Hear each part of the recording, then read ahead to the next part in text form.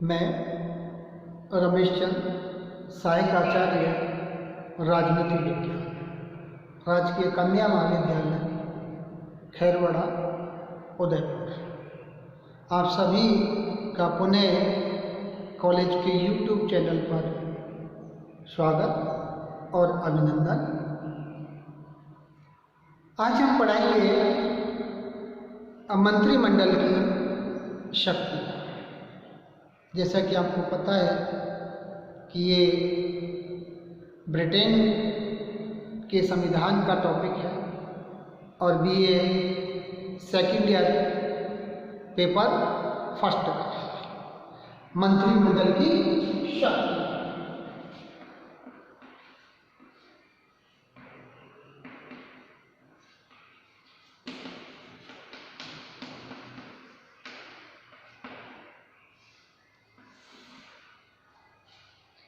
United kingdom का constitution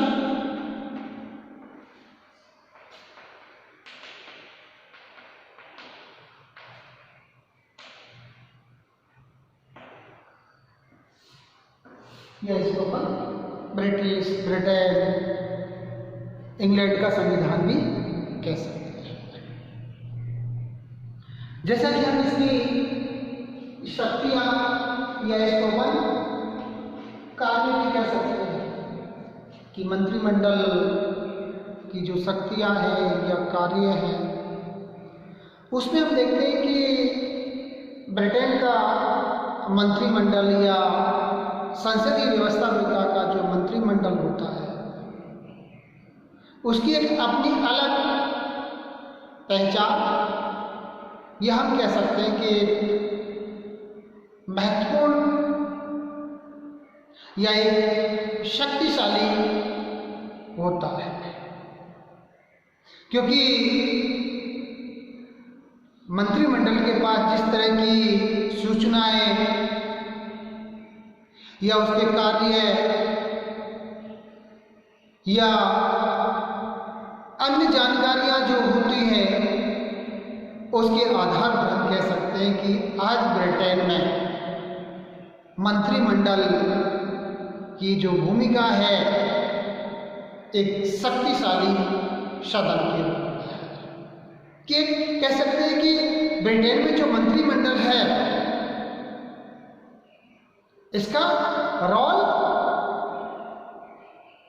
प्रभावशाली है, क्योंकि इसकी शक्तियों का हम जब विस्तार पूर्वक से अध्ययन करेंगे तो हम इसको स्पष्ट कर सकते हैं कि ब्रिटेन का जो मंत्रिमंडल है वो संपूर्ण नीतियों का निर्माता भी हम कह सकते हैं।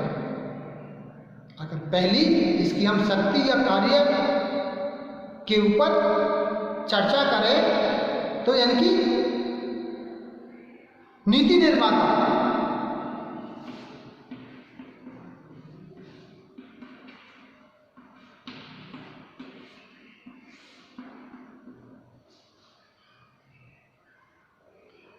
व्यवहार में हम देखते हैं कि नीतियों का जो निर्माण किया जाता है वो संसद के द्वारा किया जाता है। यह किसी नीति में परिवर्तन करना है, संशोधन करना है, समाप्त करना है, वो संसद के द्वारा किया जाता है। लेकिन व्यावहारिक रूप से हम देखते हैं कि इस शक्ति का जो प्रयोग किया जाता है वो मंत्रिमंडल के द्वारा किया जाता है। ये जितनी भी राष्ट्र की या बाहरी नीतियों का जो निर्माण किया जाएगा वो मंत्रिमंडल के द्वारा किया जाता है। इसलिए कहा जाता है ब्रिटिश मंत्रिमंडल के बारे में कि वो नीतियों का निर्माता है, क्योंकि मंत्रिमंडल के जो सदस्य हैं उनको ये अधिकार होता है या उनको ये अधिकार मिला हुआ है, क्योंकि वो अपने विभाग के अध्यक्ष होने के नाते कि किस तरह के उसमें परिवर्तन की आवश्यकता है, किस नीतियों जितने भी जो मंत्री होते हैं वो अपने विभागों के प्रभारी होते हैं और उनको पता रहता है कि किस किस तरह की नीतियों की या उनमें परिवर्तन की या संशोधन की आवश्यकता है। उसके अनुसार वो नीतियों का निर्माण करते हैं। तो ब्रिटिश मंत्रिमंडल को नीतियों का निर्माता भी कहा जाता है। नेक्स्ट दूसरा है विधायी कार्य या विधायी शक्तियां कह सकते हैं।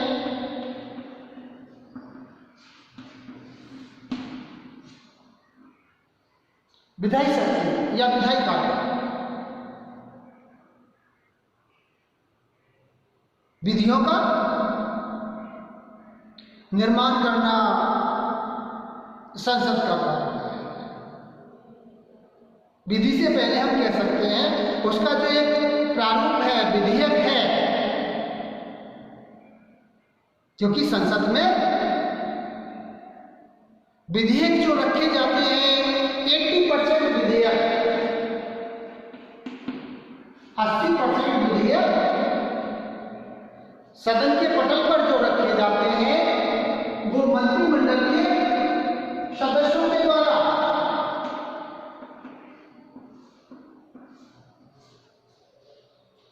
जो मंत्री हैं उनके द्वारा सदन में प्रस्तुत किया जाता है। हालांकि संसद में विधेयक प्रस्तुत किसी सदस्य के द्वारा किए जा सकते हैं। ये संसद के प्रत्येक सदस्य को अधिकार है, लेकिन पारित होने के लिए या उसके ऊपर विचार विमर्श या बहस के लिए कौन सा विधेयक रखा जाएगा, ये मंत्रिमंडल के द्वारा निश्चित किया जाता है। और जिनके पारित होने की जो संभावना होती है वो मंत्रियों के विधेयक की अधिक संभावना रहती है, क्योंकि उनको अपने दल का समर्थन प्राप्त है। जो संसदीय व्यवस्था है, जो मंत्रिमंडल का गठन किया गया है, उसमें एक दल को बहुमत प्राप्त है, और जब एक दल को बहुमत प्राप्त है तो फिर हम ये कह सकते हैं कि विधेयक भी उसी के पारित होते हैं जिसके पास बहुमत होता है, क्योंकि विपक्ष के पास बहुमत होता नहीं है। अगर बहुमत होता तो विपक्ष का मंत्रिमंडल होता, सीधी सी बात है। तो इसलिए हम कह सकते हैं कि कौन कौन से विधेयक संसद में रखे जाएंगे, किन किन विधेयकों के द्वारा नीतियों में परिवर्तन किया जाएगा, ये सारा जो कार्य है वो मंत्रिमंडल के द्वारा किया जाता है। नेक्स्ट है तीसरी जो कार्य या शक्ति कार्यपालिका शक्ति।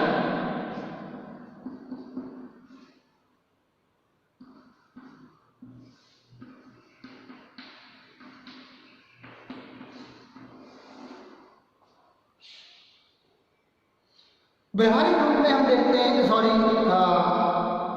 सैद्धांतिक रूप से हम देखते हैं कि जो कार्यपालिका जो शक्तियां हैं वो राष्ट्र के अध्यक्ष के पास होती है।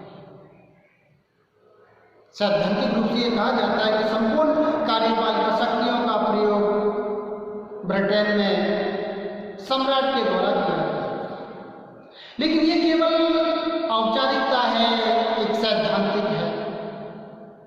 व्यवहार में हम देखते हैं कि संपूर्ण कार्यपालिका शक्तियों का प्रयोग मंत्रिमंडल के द्वारा किया जाता है, या इसको हम कह सकते हैं कि संपूर्ण कार्यपालिका शक्तियों का प्रयोग प्रधानमंत्री के नेतृत्व में मंत्रिमंडल के द्वारा किया जाता है।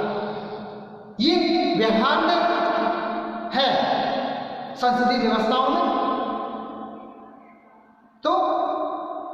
जो कार्यपालिका शक्तियां हैं उन शक्तियों का प्रयोग मंत्रिमंडल के द्वारा किया जाता है, क्योंकि मंत्री अपने विभागों के प्रभारी होने के नाते नीतियों को क्रियान्वित करना, लागू करवाना, ये मंत्रिमंडल के अधिकार क्षेत्र के अंतर्गत आता है। कि जितने भी जो प्रशासनिक कार्य हैं, प्रशासनिक नीतियां हैं, उनमें मंत्रिमंडल का एक महत्वपूर्ण रोल या हम कह सकते हैं कि भूमिका होती है। नेक्स्ट है चौथा, समन्वयकारी कार्य।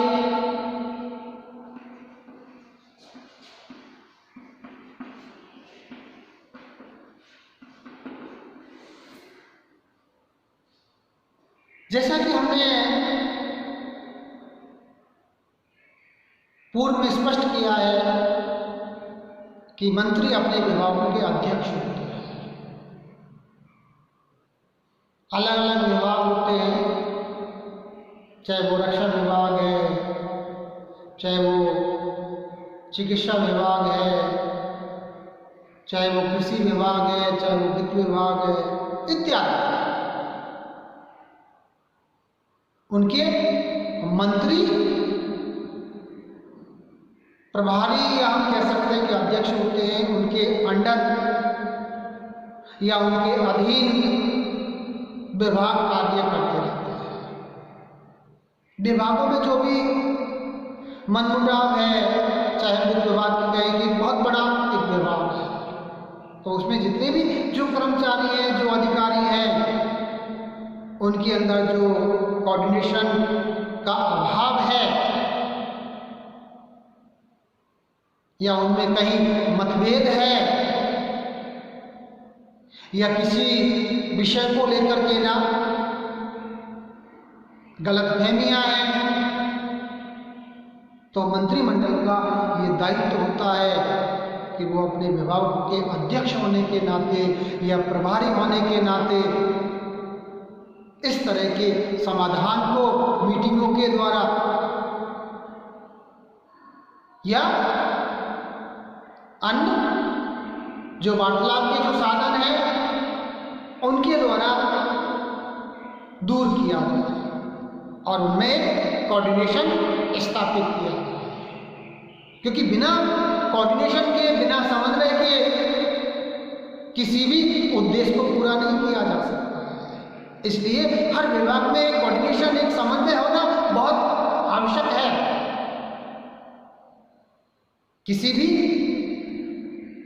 कार्य की सफलता या असफलता उसके कर्मचारियों के ऊपर निर्भर करती है या उसके अधीन जितने भी जो अधिकारी हैं उनके ऊपर निर्भर करती है, क्योंकि जो सिरे जो जाता है वो एक विभाग को जाता है या मंत्री को जाता है, क्योंकि प्रशासनिक जो अधिकारी हैं सारे कार्य उनके द्वारा किए जाते हैं, लेकिन श्रेय जो जाता है वो राजनीतिकों को जाता है। इसलिए राजनीतिकों की या मंत्रियों की एक जिम्मेदारी बनती है कि वो अपने विभाग के अंदर एक कोऑर्डिनेशन बनाए रखें। नेक्स्ट है वित्त पर नियंत्रण।